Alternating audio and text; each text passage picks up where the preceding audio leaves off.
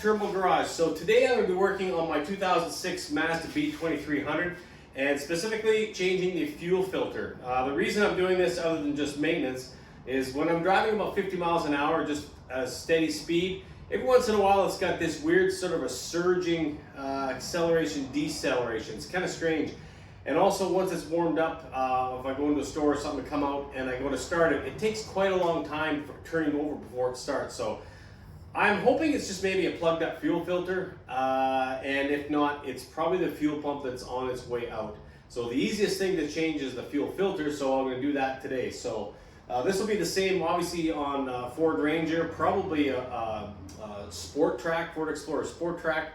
They all use the same chassis. So let's just get right into it. I'll show you where it's located and how easy it is to change.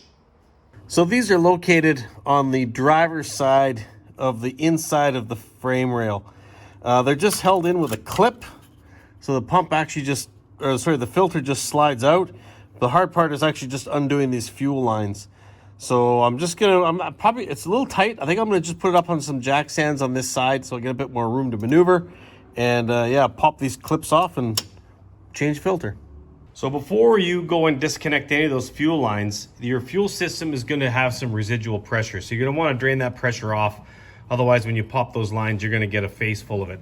So on the 2.3 liter, right on the fuel rail is this little blue cap. We'll just take that off. And basically what it is just a Schrader valve over here. And I don't know if you can see, yeah. So all you do is just take a rag, put a rag over it like that, and there you go. I don't know if you can see that. A little bit of fuel just sprayed into the rag. That way it doesn't spray everywhere, but that drains the pressure off. Yeah, there you go. No more pressure coming out.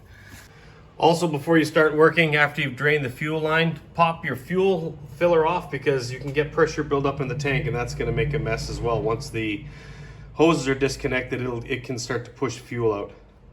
All right, I don't have a good way to hold my camera to do this, so I'm gonna have to do it with one hand.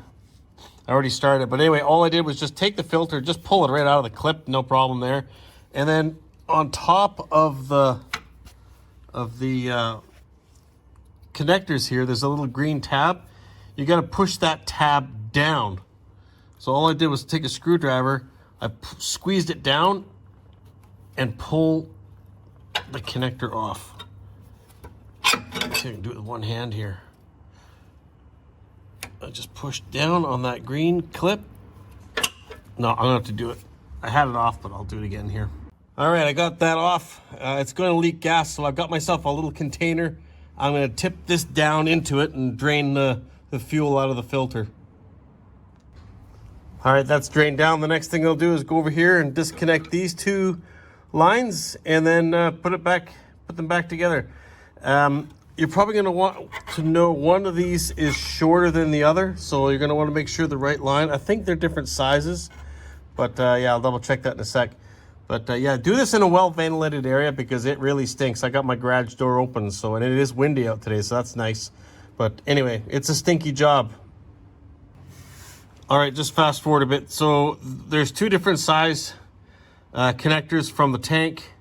One has got a green clip that's on the bottom. One's got a red clip, and that's on the top. So I'll go grab my new filter and slide it in and hook the hoses up. All right, looking at the new filter, you can see here the bottom one is slightly larger than the top one. So the top one is the red one. The bottom one's the green one. So I'll just slide this back in the clip and hook the lines up. So I got the two other ones connected. Now I'm just gonna push this back into the clip, the holder right there. I'll pop this cap off the end. There we go. And then just hook this up.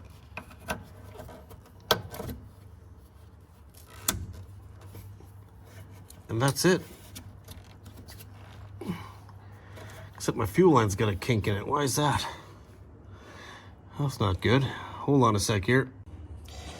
I didn't have the filter quite all the way back. If you look right here, there's a little notch that the outer rib, if you will, or the rib around this outside edge just got to fit into. So make sure your your fuel filter is all the way back, and then this will fit, and then yeah, that little kink isn't there anymore. But there you go, all the lines are hooked up. Really simple job. Let's go start it up.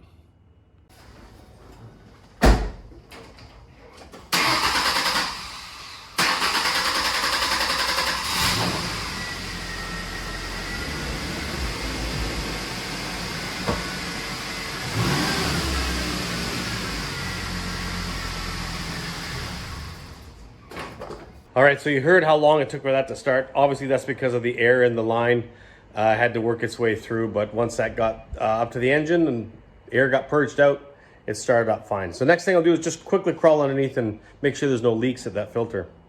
Okay, so there you have it, a simple little job. It's actually no tools required to do it, really. You could, if you have really strong fingers, push those clips and remove those connectors. I just used the edge of a screwdriver and pressed it down and pulled them off. That's the only kind of tricky part of the job. You know, and fuel filters often get overlooked, but on these Ford Rangers, Mazda, B series trucks, Ford Explorer Sport Tracks, they're really simple to do. So yeah, if your vehicle's maybe a bit sluggish and you're wondering, maybe that's the problem, but just for general maintenance, you want to change that fuel filter. Yeah, so anyway, I hope you learned something and you know, maybe tackle this job yourself. Thoughts and comments down below, and if you haven't subscribed already, think about doing so. I actually have quite a bit of Ford Ranger content coming up. My son's got a little Ranger, and we're going to be tackling some oil leaks, some electrical gremlins. So yeah, you want to see some of those videos come up if you've got a little Ford Ranger or a Mazda B series truck. So anyway, thanks a lot for watching. Have yourself a great day.